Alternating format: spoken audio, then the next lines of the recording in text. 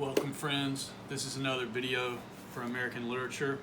In this video we're going to cover Kate Chopin and her story Desiree's Baby.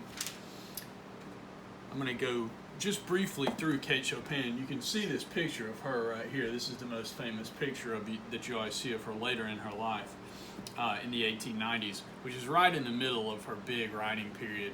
The 1890s are really the period when she wrote most of the things that she is known for.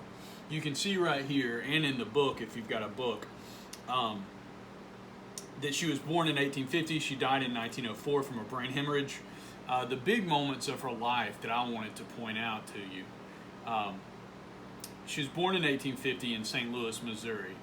But the details of her life that are really important and that people always fixate on are she got married in St. Louis in 1870 to Oscar Chopin. That's where she got her married name, the name she's most famous for. He was from Louisiana, and when they got married, she moved with him to New Orleans.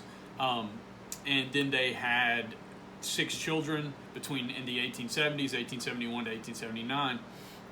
But then in 1879, they moved out of New Orleans to Cloutierville in Natchitoches, and he managed several small plantations and a general store. A lot of her writing, you get New Orleans in a good bit of her stories. The stories she is most famous for are all Louisiana stories. They're all these stories about Cajuns and Creoles.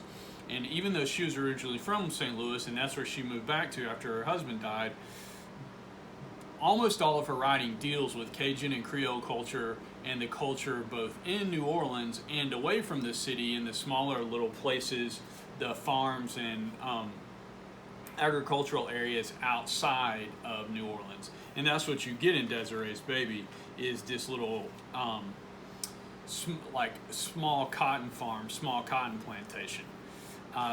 So in the 1870s, she and her husband had a family, but then her husband Oscar died in 1882. He left her in debt. She struggled with what to do after he died, whether to keep his businesses going there in Natchitoches or to move back with her family. As it says right here, for a while, she tried to run his business. She flirted with local men and even engaged in a relationship with a local farmer.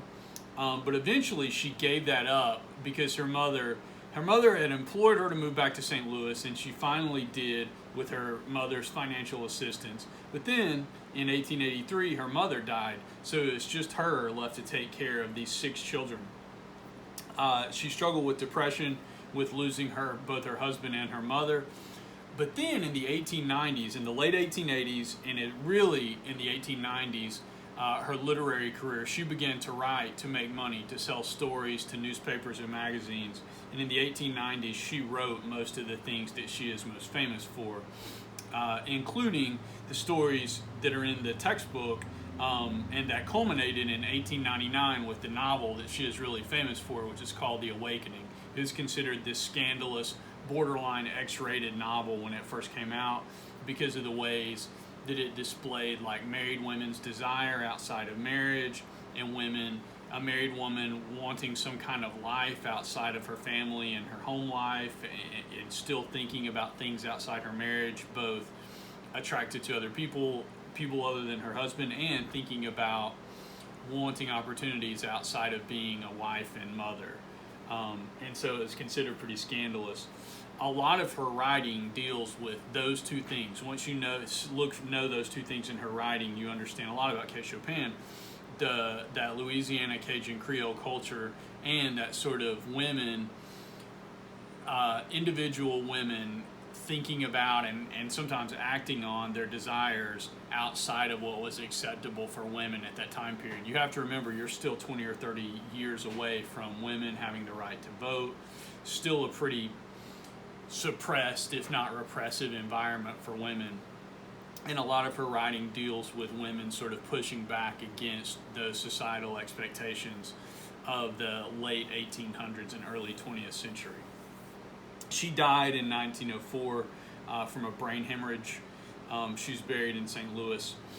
We're going to jump into now Desiree's Baby, which is one of her most famous short stories. Let's see if I can make it a little bit bigger. And if you've got a book, It's on I'm on page 538, 539. The story starts with, as the day was pleasant, Madame Valmont drove over to La Brie to see Desiree and the baby. It made her laugh to think of Desiree with the baby. It seemed but yesterday that Desiree was little more than a baby herself. And a bunch of the first few paragraphs of the story tell you this backstory of Desiree, how she was not the biological child. When Monsieur, in riding through the gateway of Valmont, had found her lying asleep in the shadow of the big stone pillar. So Monsieur Valmont, who's a large plantation owner, adopts Desiree after he finds her sitting on the porch. That becomes this sort of critical detail in the story because nobody knows her background, nobody knows where she came from. She's just an orphan, an abandoned child found on the porch of this plantation. She is adopted and taken in by Madame and Monsieur Valmont, but nobody knows where she came from. And in fact, they tell you there's this the prevailing belief was that she had been purposely left by a party of Texans. So there's just this, speculation about where she came from. But her adopted parents both love her. She grows up and turns out to be beautiful. It was no wonder when she stood one day against a stone pillar in whose shadow she had lain asleep 18 years before that Armand Aubigny, riding by and seeing her there, had fallen in love with her. And so when she's 18 years old, or a little bit older, a few months older, her husband falls in love with her. His name is Armand. That was the way that all the Aubignys fell in love, as if struck by a pistol shot. The passion that awoke in him that day when he saw her at the gate swept along like an avalanche, or like a prairie fire, or like anything that drives headlong over obstacles. And so he just immediately falls in love with her, wants to marry her. However, her adopted dad, Monsieur Valmont, grew practical, wanted things well considered. This is right here. Here we go. Wanted things well considered. That is, the girl's obscure origin. He's back. Her dad's back to, but you don't know where she came from. You might want to think about this before you jump into marrying her. Armand looked into her eyes and did not care. He was reminded that she was nameless. And so again, her adopted father is like, remember, she has no family name. Nobody knows where she came from. She might, have come from the poorest family. These people that just abandoned her. What did it matter about a name when he could give her one of the oldest and proudest in Louisiana? And so Armand just brushes all this off. He's like, my family name, I've got an old, proud family name. We've got wealth. We've got social acceptance. Like, who cares where she came from? I'm in love with her. It's all good. He ordered the corbeille from Paris and contained himself with what patience he could until it arrived. Then they were married. So he buys her wedding gift, this little packet, this little basket of things that are going to be her wedding gift when it comes from Paris, where his family came from. They're ready to go. So they just jump into the marriage. They're super happy. And then you jump forward back in time to Madame Valmont, her adopted mom, going to see Desiree. Madame Valmont had not seen Desiree and the baby for 4 weeks. When she reached La Brie, she shuddered at the first sight of it, as she always did. It was a sad-looking place. So now you have her adopted mom coming over from her house to where Desiree is living now with her husband, and she's coming to see the newborn baby, this baby that's just been born, the first child of Desiree and Armand. And then at the bottom of 539 right here, the young mother was recovering slowly, lay full length in her soft white muslins and laces upon a couch. The baby was beside her upon her arm, where he had fallen asleep at her breast. The yellow nurse sat beside a window fanning herself. The yellow nurse, that's slang language. We would never say that now. It's an acronym. It's an old, basically racist language for biracial Louisiana people. And so what the suggestion here is that one of the servants who is waiting on Desiree is this light-skinned African-American. Madame Valmont bent her portly figure over Desiree, kissed her, holding her an instant tenderly in her arms. Then she turned to the child. "This is not the baby," she exclaimed in startled tones. French was the language spoken at Valmont in those days. "I knew you would be astonished. The little cochon de lait. Look at his legs and his hands and his fingernails, real fingernails."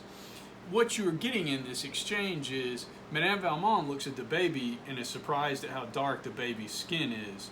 And she's like, oh my goodness, I can't believe how dark skinned this baby is. And she looks at the servant and looks at the baby and is like, oh, they both look biracial. They both look mixed race. Desiree doesn't get it. You know, she's still recovering from the birth and the baby's still relatively new. She's not worried about it. Madame Valmont had never removed her eyes from the child. She lifted it and walked with it over to the window. So she takes the baby over to the window. She's trying to see it in better light, see what the situation is. She's worried. She scanned the baby narrowly, then looked searchingly at Zandrine. That's the servant, the yellow woman that you get described in a few paragraphs earlier, whose face was turned to gaze across the fields. Yes, the child has grown, has changed, said Madame Valmont, slowly as she replaced it beside its mother. What does Armand say? Desiree's face became suffused with a glow that was happiness in itself. Armand is the proudest father in the parish. So what you get is Madame Valmont very clearly and correctly intuits that the baby is biracial, and she's worried that it has dark skin. She looks at the baby, looks at the biracial servant, and is like, oh, there's a similarity here that's concerning. But Armand has not picked up on it yet, has not gotten worried about it yet, and Desiree has no sense at all. She's just this proud, happy mother of this newborn child. She has no clue what her adopted mother suspects. The story jumps forward then from there. It tells you that Armand is super happy, that things are going better at the plantation than they've ever gone. What Desiree said was true. Marriage and the later birth of his son had softened Armand of Bigny's imperious and exacting nature. And so things are good, things are happy. Unfortunately, when the baby was about 3 months old, Desiree awoke one day to the conviction that there was something in the air menacing her peace. It was at first too subtle to grasp. It had only been a disquieting suggestion, an air of mystery among the blacks, unexpected visits from far-off neighbors who could hardly account for their coming. Then a strange and awful change in her husband's manner. And so what happens over that 3-month period that this story sort of skims over here is Armand suspects that his child is biracial. He has people come look and they're like, yes, the child is clearly biracial. And he is clearly upset. He's clearly unhappy about it. This is, again, you're talking about the 1890s in the deep, deep South. This is totally socially unacceptable for him. And then at the bottom of page 540, right here, let's see if we can find it. Yeah, it's in this paragraph. She sat in her room one hot afternoon.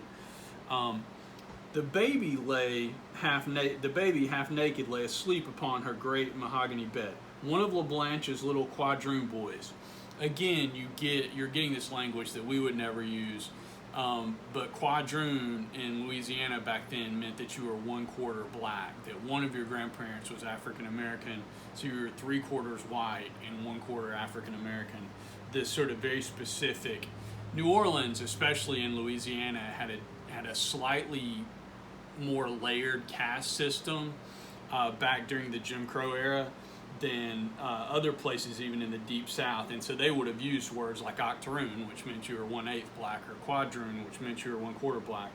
But the practical effect of this is Desiree looks at this 1/4 African American child and looks at her own baby, and what everybody else has been worried about and suspecting, what her husband has been getting upset about, it suddenly hits her too. Right here in this paragraph, she sat in the room one hot afternoon. She tried to speak to the little quadroon boy, but no sound would come out.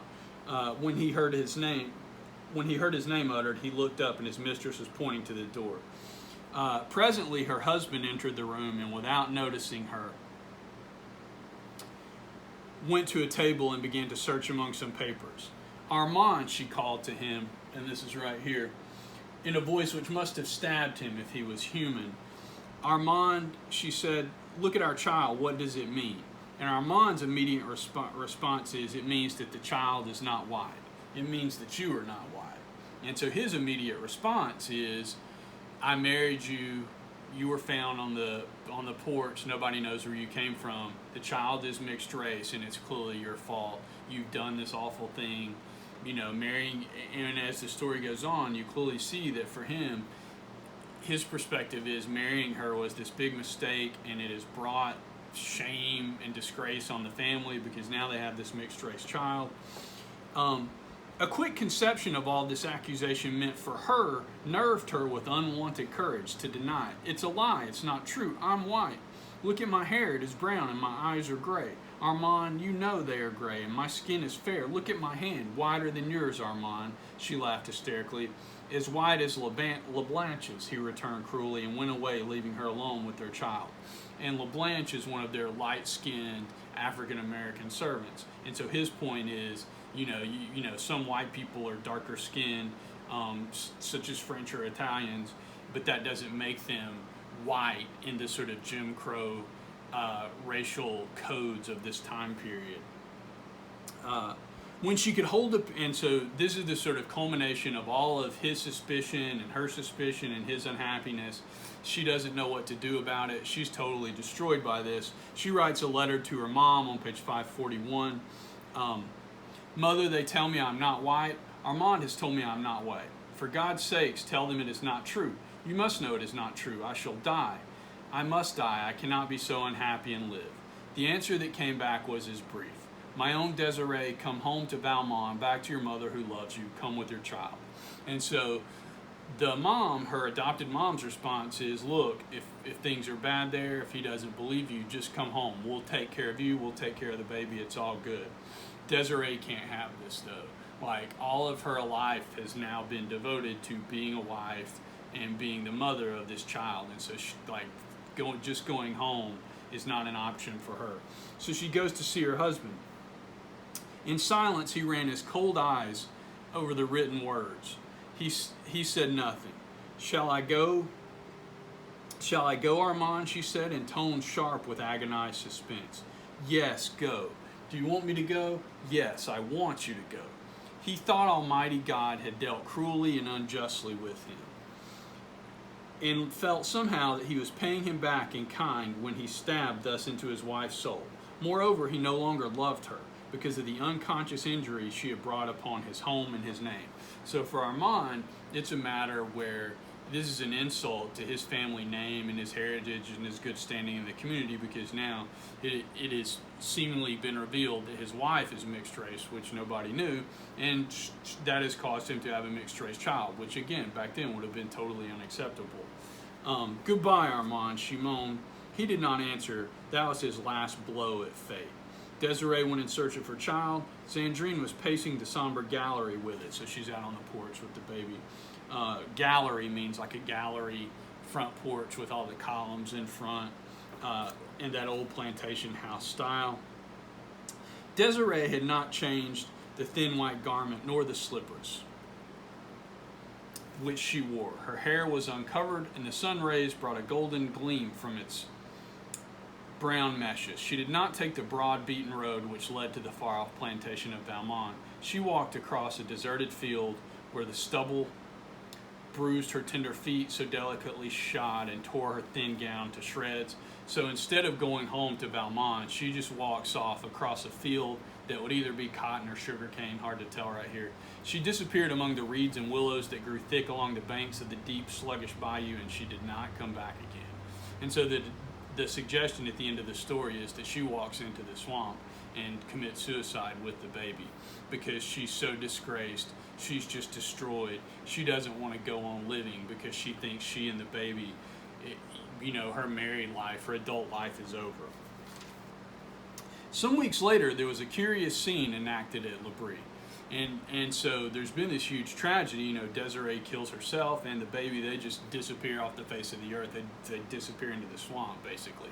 And then you get this last little section of the story right here that's only 4 paragraphs long. Some weeks later, there's a curious scene enacted at L'Abri. So we're back at the plantation, back with Armand. In the center of the smoothly swept backyard was a great bonfire. And you get this scene where Armand just builds a fire and burns everything connected to his wife, connected to the baby. He burns the basket of gifts he got her for their marriage. It's almost like he's just trying to erase them out of his life, trying to erase this whole thing out of his life and forget all about it. It was he who dealt out to half a dozen Negroes the material which kept his fire ablaze. So he's just taking everything of hers and the babies out of the house, and he and the servants are just burning it all. A graceful cradle of willow with all its dainty furnishings was laid upon the pyre. Then there were silk gowns, Desiree's clothes, velvet and satin ones added to these, laces too, and embroideries, bonnets and gloves, for the corbel had been of rare quality. So everything that he gave, all of the wedding gifts he gave her, he burns them. The last thing to go was a tiny bundle of letters, innocent little scribblings that Desiree had sent him during the days of their espousal. So these are little love letters they sent each other back and forth when they were still just dating, or what they would have called courting back then. There was the remnant of one back in the drawer from which he took them, but it was not Desiree's. It was part of an old letter from his mother to his father. This is the twist ending at the end of this story. He finds all these letters in the desk, and one of them is not between him and Desiree. It is between his father and his mother. He read it. She was thanking God for the blessing of her husband's love. But above all, she wrote, night and day, I thank the good God for having so arranged our lives that our dear Armand will never know that his mother, who adores him, belongs to the race that is cursed with the brand of slavery. And so the twist you get at the end of the story is that it was not Desiree who was biracial, it was Armand. Nobody knew it. He didn't know it because she had died giving birth to him, and they had always lived in France, so nobody in Louisiana knew. That is back in, if you look in the story, let's see if we can find where that is in the story. His family had come from Paris. They had this proud name, but nobody ever knew that his mom was African American because she was never in Louisiana. She was always in Paris. And so the twist you get at the end, and that you discover at the same time that Armand discovers, is that it was not Desiree, it was not Desiree's fault. And all of his sort of hatred for being biracial, and for, he hates his wife and hates his child because they're biracial, in spite of the fact that he had just been in love at first sight with her, and had told her father, nothing matters, doesn't matter where she came from, I'm in love with her, nothing else matters. Well, obviously he broke all of that when he found out, supposedly, what he thought, that he was biracial and that she had given him a biracial child.